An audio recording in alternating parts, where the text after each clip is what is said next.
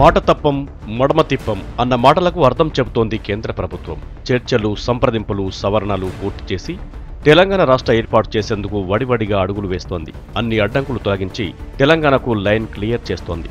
సోమవారం పార్లమెంట్ ముందుకు తీసుకొచ్చే విధంగా ప్లాన్ చేస్తోంది. తెలంగాణ బిల్లు తయారీలో ప్రతిష్టాత్మకంగా గ్రూప్ ఆఫ్ మినిస్టర్స్ పని పూర్తి చేసింది.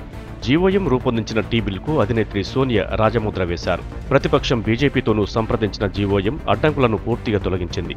తెలంగాణకు రాష్ట్రం, సీమాంధ్రకు భారీ ప్యాకేజీతో కూడిన టీ బిల్లును ఫైనల్ స్టేజ్కు చేర్చింది. కేంద్ర కేబినెట్ ఇవాళ సాయంత్రం ప్రత్యేకంగా సమావేశమవుతోంది.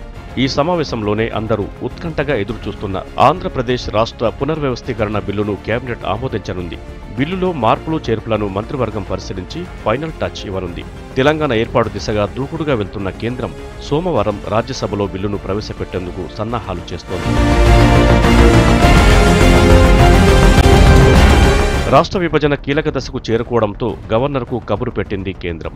ఈ నెల 12న నరసింహన్ ఢిల్లీకి వెళ్తున్నారు. రాష్ట్ర విభజన బిల్లు పాస్ అయిన తర్వాత తీసుకోవాల్సిన చర్యలపై గవర్నర్తో హోంశాఖ చర్చించనుంది.